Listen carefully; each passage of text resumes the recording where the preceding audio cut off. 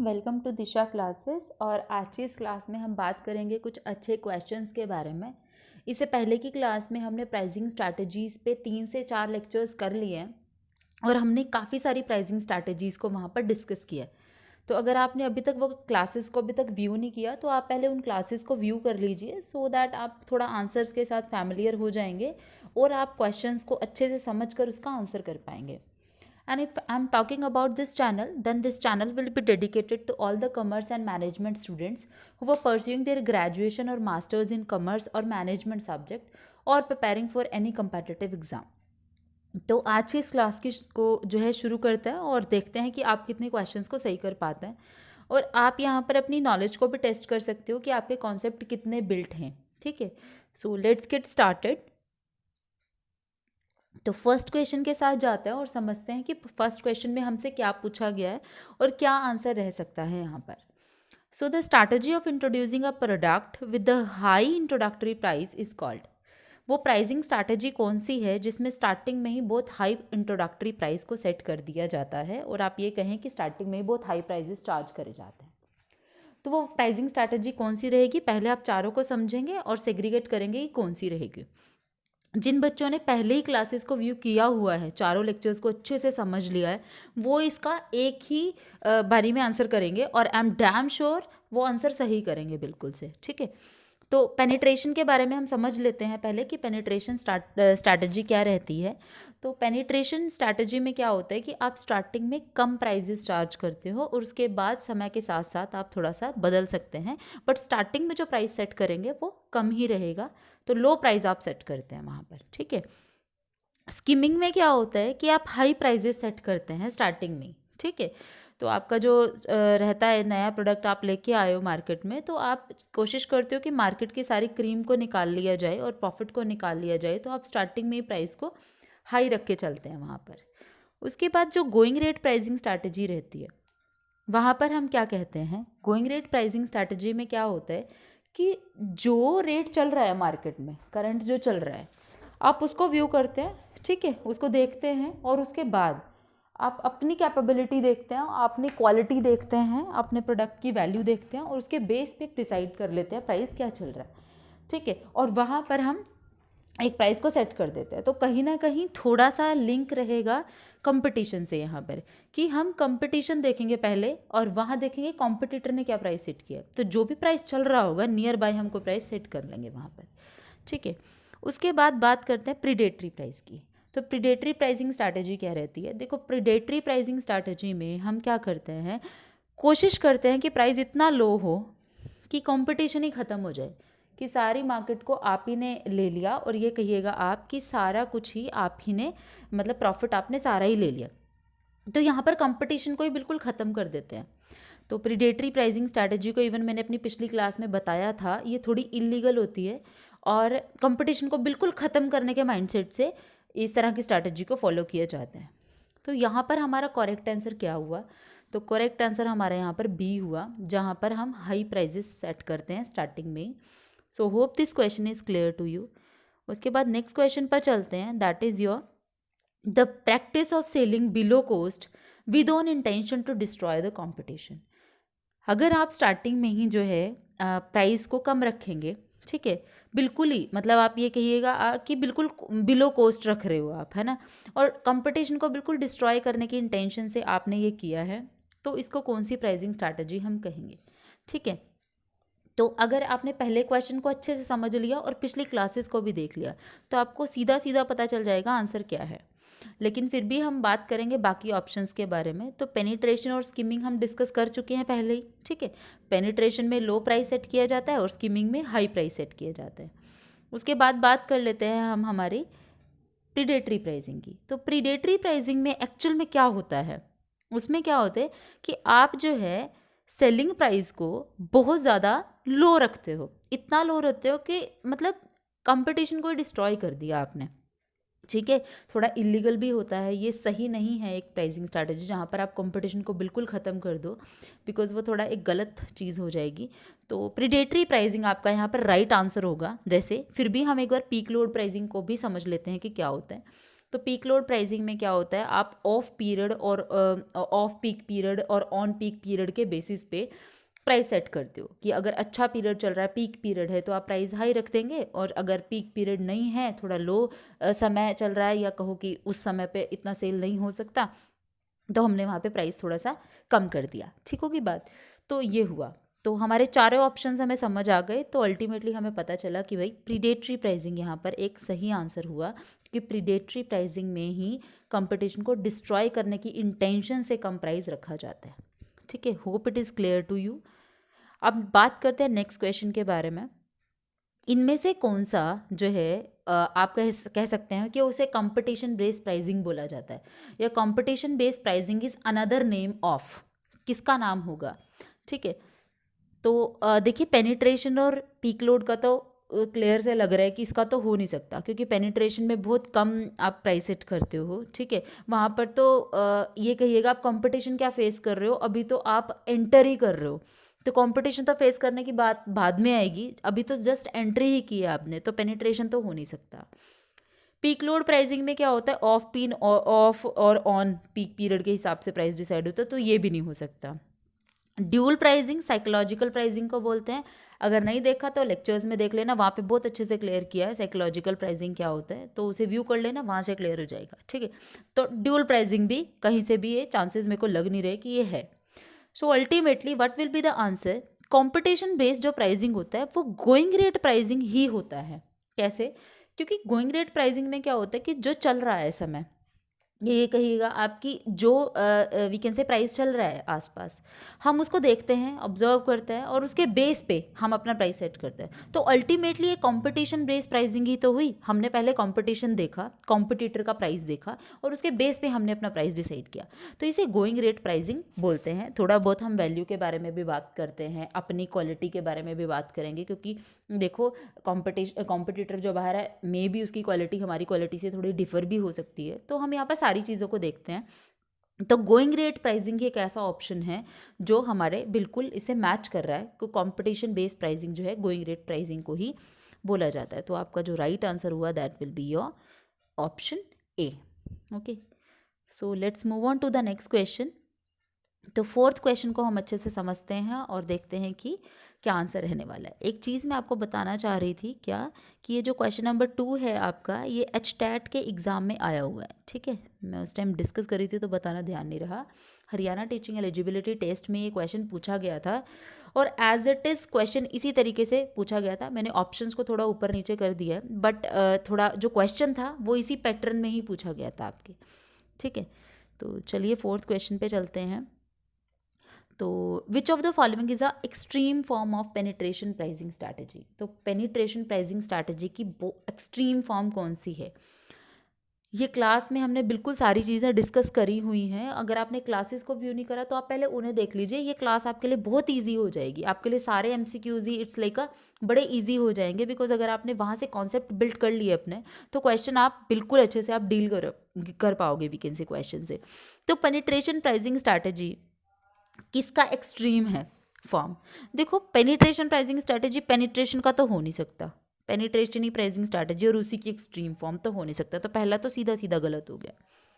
Skimming में क्या होता है कि वहाँ तो प्राइस को बहुत ज़्यादा हाई रखा जाता है, तो पेनिट्रेशन और स्कीमिंग तो बिल्कुल कॉन्ट्राडिक्टरी हो गए, है ना, बिल्कुल उल्टी बात हो गई। ये तो पेनिट्रेशन में कहा हमने लो प्राइस रखा और स्कीमिंग में कहा हम बहुत हाई प्राइस रख रहे, तो ये भी गलत हो गया। ठीक है, उसके बाद इमिटेटिव प्राइसिंग में क्या होता है, इमिटेटिव प्राइसिंग में हम कॉपी करते हैं औरों को। ठीक है, हम किसी को भी कॉपी करते हैं, जो भी सेल कर रहा है सेम प्रोडक्ट उसको कॉपी करेंगे, और बस अराउंड वैसा ही कुछ हिसाब किताब हम रखेंगे और कॉपी करके प्राइस को सेट करेंगे, तो ये भी नहीं हुआ। ठीक है, बचा हमारा प्रीडेटरी प्राइसिंग। ठीक है, तो यही हमारा राइट आंसर है। कैसे राइट आंसर है? बिकॉज जो आपका पेनिट्रेशन होता है उसमें हम कम प्राइजेस चार्ज करते हैं, और प्रीडेटरी प्राइसिंग भी एक्सट्रीम वर्जन है इसी का, एक्सट्रीम फॉर्म हुआ इसी का। रीज़न बीइंग क्योंकि पेनिट्रेशन में भी लो प्राइस से शुरुआत करते हैं, और प्रीडेटरी में भी अगर हम ध्यान से ऑब्जर्व करें तो कम ही प्राइस रखा जाता है। रीज़न क्या है इसके पीछे? क्योंकि आप कंपटीशन को ख़त्म करना चाहते हो, तो अल्टीमेटली रख तो प्राइस कम ही रहे हो ना, तो वो पेनिट्रेशन प्राइसिंग स्ट्रैटेजी जैसा ही हुआ एक तरह से, अगर हम बात करें। सो उसके बाद बात करते हैं नेक्स्ट क्वेश्चन की।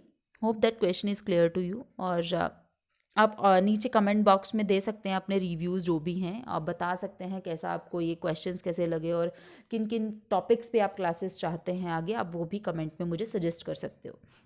तो what price is charge in kinked demand curve, kinked demand curve में कौन सा प्राइस चार्ज किया जाता है, ठीक है जी। तो ये भी हमने किया है क्लास में, बिल्कुल कवर अप हुआ है। तो किंक्ड डिमांड कर्व में हाई प्राइस बिल्कुल नहीं होता, ये चीज़ तो नहीं हो पाता, बिल्कुल भी नहीं, लो भी नहीं होता, प्रेस्टीज प्राइस भी नहीं बिल्कुल भी हम कह सकते, ठीक है। तो कस्टमरी प्राइस जो होता है वो हम चार्ज करते हैं, ठीक है। कस्टमरी प्राइस जो है हम चार्ज करते हैं कि कस्टमर जो प्राइस विलिंगली पे करना चाहता है। क्योंकि किंग्ड डिमांड कर्व में क्या होता है कि जैसे ही आप थोड़ा सा प्राइस को बढ़ाते हो, ठीक है, ओलिगोपोली का आपका ये रहता है मॉडल, जो कि आपका 1939 में मॉडल दिया गया था, ठीक है। तो उसमें क्या बात करी गई थी कि जैसे ही आप थोड़ा सा प्राइस बढ़ाते हो तो कॉम्पिटिटर प्राइस को बढ़ाता नहीं है, लेकिन जैसे ही आप थोड़ा सा कम करते हो तो कॉम्पिटिटर उससे भी कम कर देता है।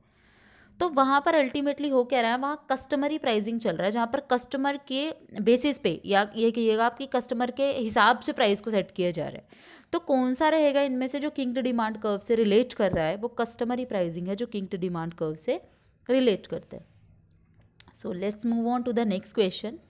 तो इस क्वेश्चन में आपसे क्या पूछा गया है, the firm fixes its price equal to और in the same proportion of the price of the another firm. जहाँ पर जो फर्म है वो प्राइस को कैसे फिक्स करेगी, बिल्कुल सेम प्रपोर्शन में जैसे कि किसी और फर्म ने करा है उस तरीके से। तो देखो अब इन चार ऑप्शंस में से क्या ऑप्शन रह सकता है। देखो अगर हम किसी को बिल्कुल ही किसी फर्म के जैसे ही प्राइस सेट कर रहे हैं और वहाँ पर सेम प्रपोर्शन में ही कर रहे हैं, तो यहाँ पे क्या होगा, देखो पेनिट्रेशन तो हो नहीं सकता बिकॉज वहाँ पे लो प्राइस सेट किया जाता है, ठीक है।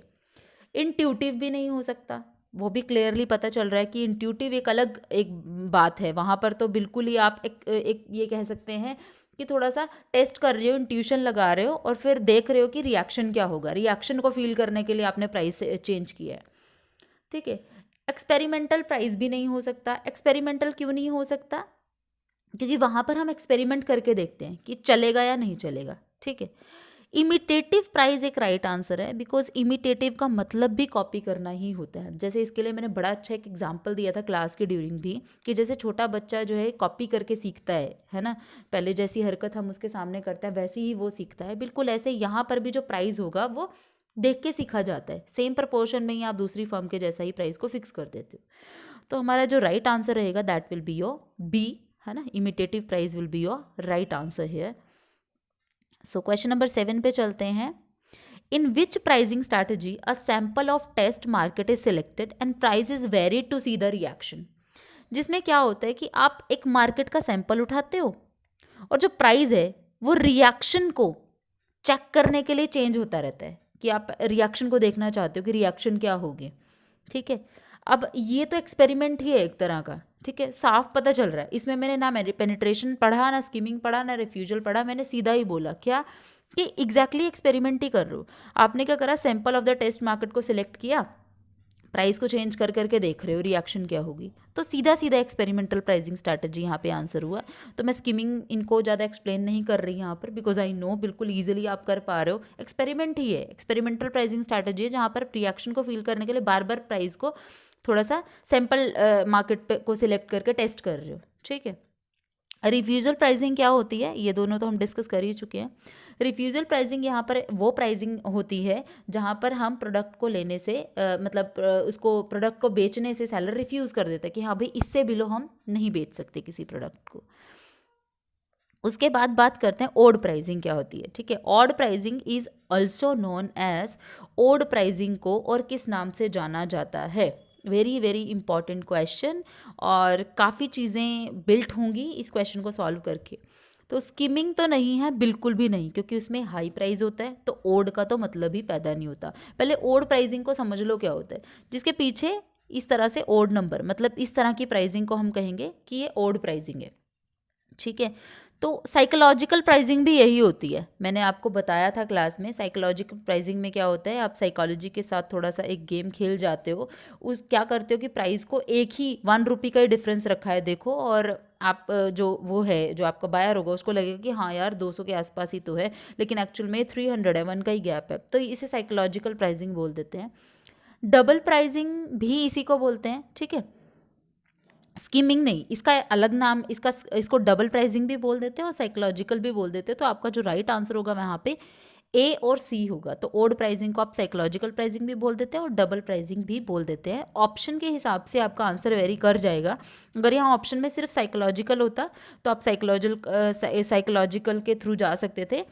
डबल मेरे ख्याल से यहाँ पर थोड़ा एक रॉन्ग वर्ड हो जाएगा, आप ड्यूल कह सकते हो, ड्यूल प्राइसिंग कह सकते हो, ठीक है। तो ये आपका राइट आंसर हो जाएगा। और अकॉर्डिंग टू मतलब आपके ऑप्शंस के आप आंसर को थोड़ा सिलेक्ट कर सकते हो। अगर यहाँ पे खाली साइकोलॉजिकल होता तो साइकोलॉजिकल ही आंसर रहता, खाली ड्यूल होता तो आप ड्यूल को मार्क कर देते यहाँ पर, ठीक है। So let's move on to the next question. 9th question पे आते हैं। तो ये तो बिल्कुल सीधा सीधा पता चल रहा है, अभी मैंने पीछे ही डिस्कस किया। ये जो एग्जाम्पल है ये एक्चुअल में MCQ क्या कह सकते हैं, बस आपकी नॉलेज को टेस्ट करने के लिए इस तरह का क्वेश्चन मैंने डाला कि ये किसका एग्जाम्पल हुआ, है ना। जब आपको इस तरह से प्राइजेस दिखाए जाते हैं तो ये क्या हुआ, इसे डबल प्राइसिंग बोलेंगे, साइकोलॉजिकल बोलेंगे, डबल को आप ड्यूल बोलें तो ज़्यादा बेटर है, ठीक है। ड्यूल प्राइसिंग बोलेंगे या साइकोलॉजिकल बोलेंगे, तो पीछे मैंने ऑलरेडी बता दिया कि बोथ आपका जो है will be the right answer, ठीक है। दोनों ही आपके सही आंसर रहेंगे। तो पिछले क्वेश्चन को भी एक बार देख लेते क्या डिफरेंस था। बस वहाँ पे ये था कि इनको ओड प्राइसिंग किसको बोलते हैं, तो ओड प्राइसिंग भी साइकोलॉजिकल और ड्यूल को ही बोल देते हैं, ठीक है। यहाँ पर इसका एक आपको क्वेश्चन ही बिल्कुल राइट, एक एग्जाम्पल के तौर पे ही आपने समझ लिया कि कौन सा इसमें से होता है। तो साइकोलॉजिकल ड्यूल प्राइसिंग का ही एग्जाम्पल है, जहाँ पर हम थोड़ा सा एक रुपये का थोड़ा सा फ़र्क रख के 1 रुपये का आपने फ़र्क रखा और उसको थोड़ा सा बेचने के लिए आपने प्रमोट किया, ठीक है। वहाँ पर थोड़ा सा गेम खेल रहे हो माइंड के साथ ही, है ना। उसके बाद नेक्स्ट क्वेश्चन आ जाता है 10th क्वेश्चन, ठीक है। इसको थोड़ा सा देखते हैं क्या है, पढ़ें इसे अच्छे से और कोशिश करें आंसर करने की।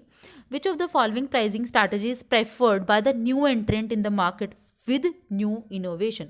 अगर कोई नई इनोवेशन के साथ मार्केट में एंटर कर रहा है तो वो कौन सी प्राइसिंग स्ट्रैटेजी को फॉलो करेगा और ट्राई करेगा कि मुझे ये जो है प्राइसिंग स्ट्रैटेजी रखनी चाहिए, ठीक है।